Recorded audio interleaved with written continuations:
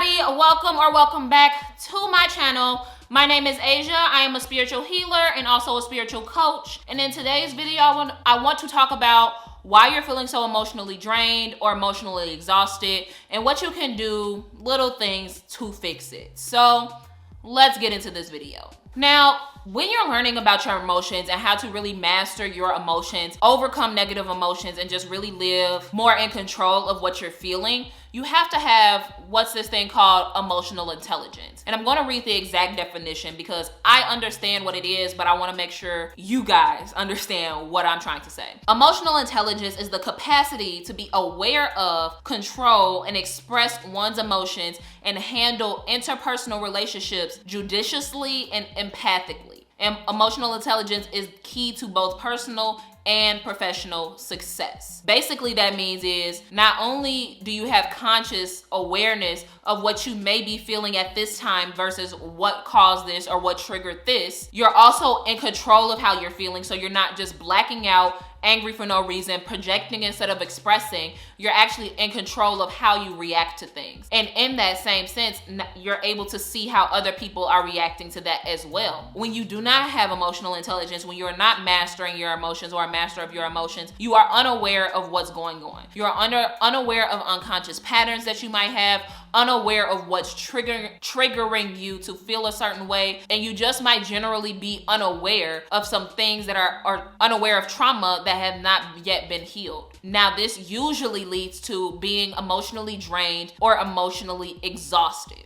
And they sound exactly like what they are. When you're emotionally drained or emotionally exhausted, I'm going to read that definition too, actually. Emotional exhaustion is a state of feeling emotionally worn out and drained as a result of accumulated stress from your personal or work lives or a combination of both. Emotional exhaustion is one of the signs of being burnt out, stuck, or trapped in a situation. In this definition, they only mention stress, but that is not the only way that you could feel emotional exhaustion or feel emotionally drained. It could come from being in a relationship that takes a lot of energy out of you. It could come from condemning yourself or overthinking all the time or being in this general negative space. Yes, being stressed from work or personal lives, having traumatic situations go on, when you're doing too much at one time, when you're trying to overcompensate, when you're being entirely too available to others, i.e. people pleasing sometimes. I mentioned unhealed trauma, when you're constantly trying to be something that you're not, like trying to force expectations that others have on you, when you're constantly comparing yourself. The main thing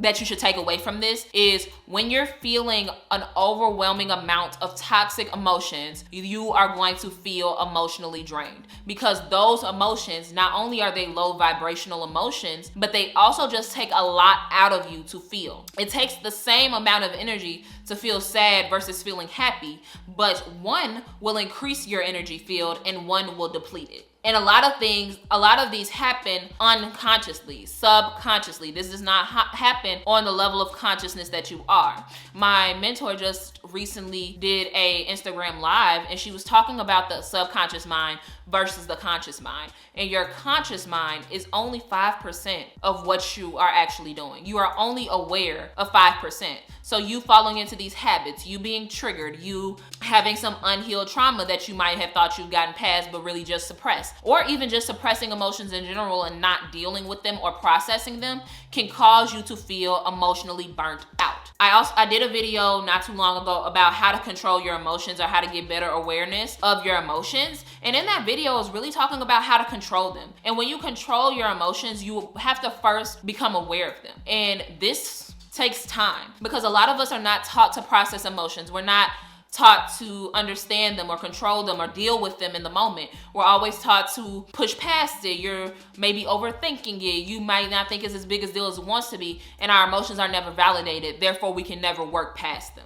I hope that makes sense because I feel like I just talked very, very fast. And even in this definition, it says over time, this chronic, stressed out, drained state can cause you a permanent damage to your health. Now, what that damage is, I'm pretty sure it's mental. Because stress, as we all know, contributes to a lot of health issues, especially cardiovascular, and your nervous system, respiratory system, having panic attacks, having anxiety, depression. These all stem from first starting out drained, burnt out, and emotionally exhausted. And sometimes you might even not know that that's what you're feeling. You might just feel like you have a lack of motivation. You have no passion. You're not feeling it today. You're not being able to sleep well. So maybe you're just thinking that you need to go to sleep earlier, or you're just having insomnia. What else? It can look like you being over emotional. Like sometimes you're just angry because that's the only feeling you know how to express, or irritated or annoyed. Sometimes the things that brought you joy are no longer bringing you that same joy. You wanting to be left alone a lot. It can look like over and under eating, drug abuse, alcohol abuse, or just generally feeling emotionally numb. When you get into this state, it's hard to get out because you have literally no energy to do anything. You're so fatigued, you're so tired, but you're not able to sleep. You're overeating, you're projecting, you're just feeling a lot of different emotions while all at the same time feeling nothing. And mind you, I felt like this before. So I'm very aware of how it feels and how it can be detrimental to your health and detrimental to your life. I had so little energy, I never felt like looking for a job. So I was unemployed for over a year. And during that year, I had to sell my things to keep myself afloat. I had to sell all my clothes, sell off technology, sell off shoes, etc. Just sell off things that I had that I could get money for so that I could pay my bills, so that I could eat food, so I could just be able to live every day, but didn't want to get a job because I just didn't have the energy to do that. And that's like, it's really that. I barely had the energy to watch TV or get in the shower or brush my teeth, just because I always felt this sense of depression, this sense of overwhelming numbness, and overwhelming feeling of not feeling anything. I remember a time where it was about a month and I did not laugh. And I felt like that was so strange because I always laugh. The TV shows that I like to watch are comedies. Those are my favorite types. And I remember watching those shows with just a stale face because I genuinely just didn't feel anything. And it got to such a place where it was affecting my relationships. It was with my now husband, but I was pushing away friends. I didn't really want to talk to family. And it was just becoming such a thing that I just didn't even want to get out of the bed. And that, for me, was where I needed to pull myself out of. That's the farthest that I got down, because I was then constantly in my head making myself even more emotionally drained because I was always overthinking, always putting myself in this negative spiral because I did not know what I was feeling, why I was feeling that way, what triggered this, yada, yada, yada, because it could have been the littlest thing. Now that I know how to deal with it, now that I know what I'm feeling, when I'm feeling, why I'm feeling that way, I can see my growth and my progress from when things used to bother me, when things used to mess with my self-esteem, mess with my confidence, trigger something for me to feel sad again. I remember when those things used to be a really hard hit on me, and it used to really take a toll on me and my emotions and just my emotional state.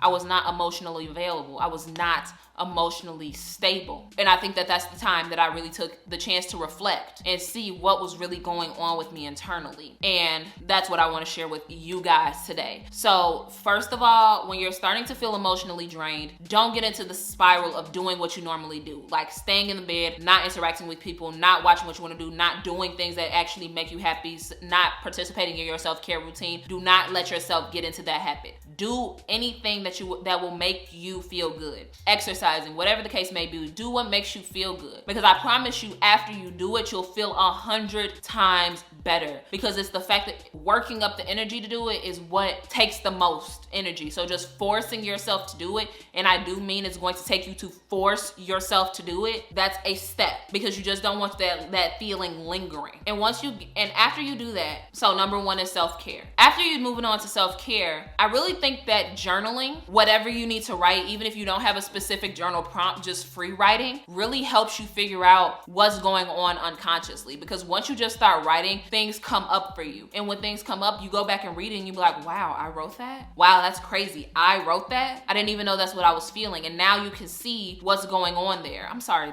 the light keeps changing. And when you're able to look at some things unconsciously, you might be able to connect patterns. And even when you're just writing freely, if you go back and read it maybe a month later, maybe a week later, you'll be able to learn some patterns of what's consistently happening every time you feel this drainage or this exhaustion. You'll be able to see maybe what's causing it, if something triggered it. Just writing and documenting how you feel on those days, what happened beforehand, taking acknowledgement of what was going on, and maybe writing down some things that you might not think matters, but you'll notice the patterns. And when you notice the patterns, you'll be able to take a deeper look at that and what is actually triggering you. Is there something specific. What can you do? And then you can work on that process of healing that thing that is deeply rooted in your subconscious that is causing you to consistently feel this trigger, because that you're being triggered from unhealed issues and emotional baggages that you have. And another thing that I think is really important, especially in the moment of overwhelm, in the moment of stress, in the moment of the negative spiral, it's really important to take a breath. Even if you're not meditating yet or you're not a meditator, just taking that time to take a breath and sit still in your breath and just trying to re-regulate yourself in that moment of stillness and trying to be in that moment of awareness and where you are right now